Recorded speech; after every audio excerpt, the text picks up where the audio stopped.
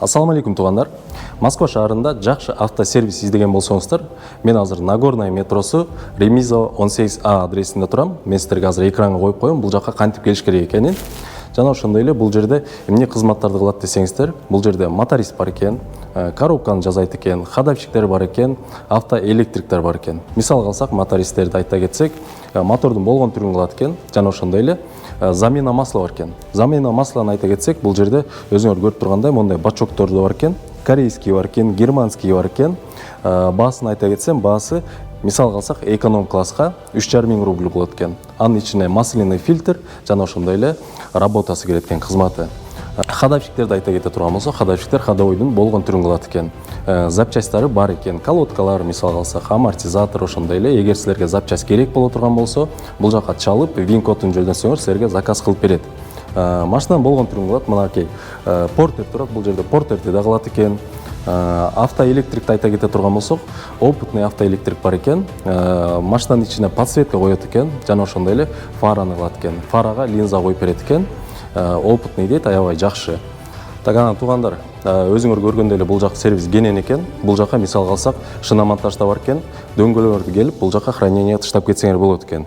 Өзүңөр көргөндөй эле подъемниктер бар, жана ошондой эле бул жакта келип силер машинага жазагычакты келип комнатада эс алып, чай ичип, кофе ичип, мындай отуруп кетсеңер болот, достор.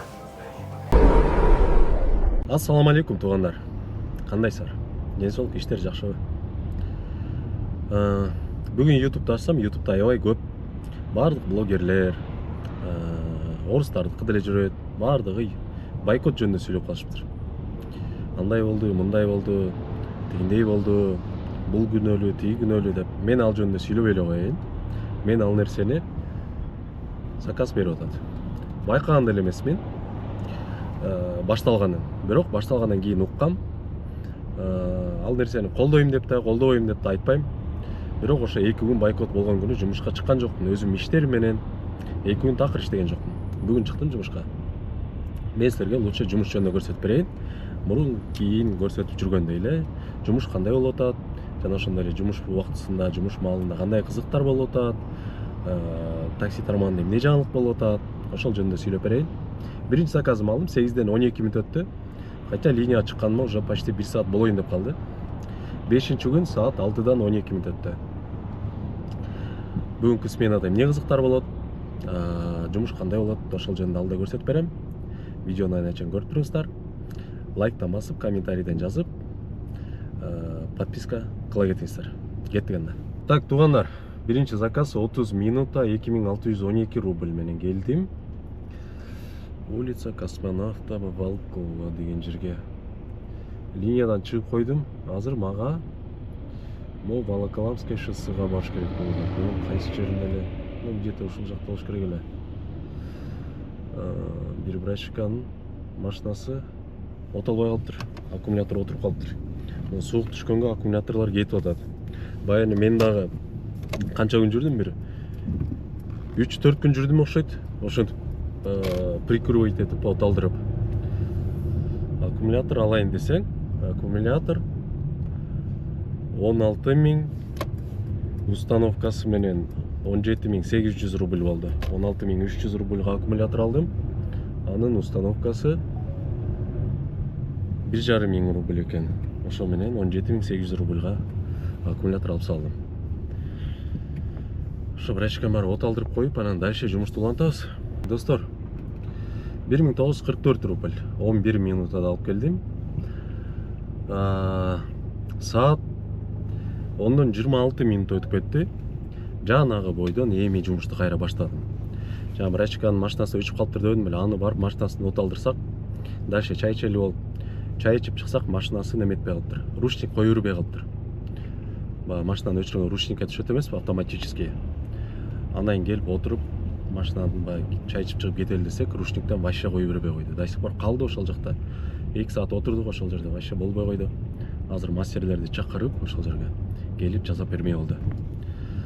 Ошол менен саат 10:30 болуп кетти. Эми дальше жумушту улантабыз. Алдыда эмне кызыктар болот, байкап туруңуздар. Немеге келдим? Петровка 1873 рубль. Тоже 11 минута. Бuyakta концерт болуп атат. Saat 10:50 минут. Жана заказдан кийин эле сразу ошол жерден заказ берди. Канча 1-2 минут айын. Кеттик дальше анда. Так, достор, Малая Бронная келдим. 8 минутта 2069 рубль. Короче. Бирөөсү вообще вышка биринчи жолу отуруп көрүп атканбы? Айнекти ачып койчу дейт, артка айнекти разблокировать этип койчу, ачылбай атам дейт. Хотя меники разблокированный болчу.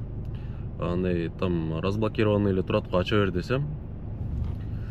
Ачып баягын бул вышканыкы мындай ылдыйга эмес, капталга ачылат, как жаба деп коет, ошентип. Ачылып турат, ачылбай атат деп. Достор түшүндүрүп айтып атат, булса вышка, мунуку тигине ачылып турат десе, ошону түшүнбөй атат. Короче, ызылдашып бири менен кырылышып кетишти. Мастар баштады пятница күнү. Масса фигня, мен могу GoPro'мдун приложениясы иштебей калды. Не только GoPro'мдун, менин телефонум вообще гнайт этип калды. Эмне болду? Короче, непонятно болуп атат. Так.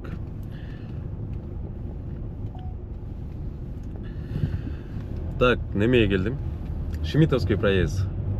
Бир остановкасы менен 1859 рубль. 21 минут болуп кетти. 1866 рубль дейт. Saat 12'den 16 minut öttü. Получается, 12'ye чейинки заказым азыр жаптым, эми 12'ден кийинкини байкайбыз канча иштейбиз, кандай болот. Пока что Кудайга шүгүр жакшы эле. 14 минута 2132 рубль. Китай городунан Калашный переулока. Saat 2'den 14 минут өтүп кетти. Жанатан бери азыр бир заказ кылдым. Чото пятница окшоп атабы же меники окшоп атабы? Заказ жок. Шашпай берип атат. 1 саатта 1 заказ. Но эмне кылабыз? Ага көңүл бурбайбыз. Берген заказын, буйруган заказын алып аткара беребиз. Кеттик дальше иштейбиз анда. Так, достор, народное ополчение келдим, 17 минутта 2897 рубль. Центрдан saat 6 болуп атат. Буга чейин канча бир 2 заказ кылдым. Аны тарткан жокмун. Анткени мен мо тартып аткан камерамдын приложениясы уже Россияда иштебей калыптыр. Ал приложение менен мен мо тарткан видеолорумду телефонго скачивать этип монтаждачымда. Азыр ал приложение жок. Мо видео тартып аткан видеолорумду кантип эми эмне кылам деп ошону ойлонуп атам. Эми кылса болот, кылам үйдө ноутбук менен, флешканы ноутбукка салып, ошентип кылсам болот. Бирок ал мындай лишний неме да. Үйдөн да убактым кетет, үйгө отуруп аны үйдөн кылыш керек болот да. А так мен мо машинада отуруп алып эле, телефондон эле мо приложениясы менен мо телефонго көчүрүп анан монтаждашым. Ошон үчүн каждый заказ эле тартып берип, баягы видеону көбөйтүбөйүн деп атам. Бүгүнчө ушинтип көрөйүн, үйгө барып ноутбук менен монтаждап көрөйүн, кандай болот да байкайбыз. Кийинки видеолорду анан ошого жараша чыгарып баштайм. Ошол эми дагы до конца иштейм, Кудайым буйрса азыр до конца иштейин деген ой бар. Көрөбүз дагы до конца кандай болот. Кеттик. Туугандар, ошентип Шереметьево келип калдым. 3786 рубль. 43 минута. Чото арзаныраак эсептеп койду. Ладно. Ошентсе деле буйруганы. Эми бул жактан заказ күтпөйт окшоймун.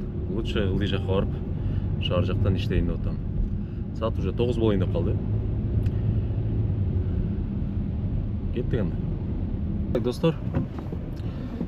Саат 10:30 болду. Кайра Шереметьево терминал Б-га келип калдым. Жана бияктан чыгып кетип баратып Кимкиге жеткенде немеден заказ берди, арка отрадныйдан. Отрадный жана неменин үстүнө Митинан платный подача менен. Ага барып, кайра бул жака алып келдим. 57 минут болуп кетти, анткени бияка келип жанагы инвалидный колеска күтүп бул жактан ошон көпкө туруп калдык. 4572 рубль. Бул жакта убактым бүтүп кала элек болсо болду эмечи. Бүтө элек экен, нормально. Так, эми эмне кылыш керек? Дагы кайра обратно кете берсемби, же биякта күтсөмбү заказ? Күткөндө бирок элестеткиле, жана кетпей күткөнүмдө до сих пор күтүп жатмак болушум керек. Обедтен кийин чыксам керек эле. Ну зато азыр көрдүңөрбү 4,5 миң киши деп койду. Көрөм азыр бир аз байкайынчы. Если что кайра обратно кетип калам. Так, туугандар. Плаза Гарденге келдим 54 минута. Жана Шереметьеводан 5141 рубль. Наличка экен. 5150 рубль берди.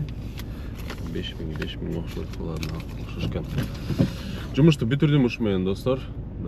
Кадимкидей уйкум келди аябай эле. Келатып кичине кыйналдым. Эптеп качан жетет экенмин, кантип жетет экенмин деп. Жана Шереметьеводан канча 1 саатпы ушундай уктадым. Баягы уйкум канбай. Лучше ошо 1 саат уктагандан көрө уктабай койсом жакшы болмок окшойт. Келатканда жакшы эле кыйналдым. Ушу менен жумушту аяктадым, туугандар. Так. Канча иштедим? Кыйратып деле жакшы иштеген жокмун. Общий 30га жеткен жокмун. 28пи ушундай иштедим. Буга да Кудайга шүгүр. Бирок өзүңөр байкагандай эле уже 1 сутка болбосо дагы канча бир 17 саат ушундай 18 саат жүрдүм окшойт. Ошол достор. Еще мо жана приложениясы иштебей калды деп атпаймынбы? Ошого кантип мо видеону монтаж кылам, кантип скачивать этем, ошол жагында бир аз ойлонуп, жакшы бир видео тарта алган жокмун. Если что, ошо кап этпейсиздер. Мо видеону монтаждап, мо видеону кылып алайын, анан кийинкисин уже жакшылап тартып баштайм. Ошол кийинки видеолордон көрүшкөнгө чейин анда достор. Лайктан басып, комментарийден жазып, каналга катталганды унутпайбыз. Жакшы туруңуздар анда.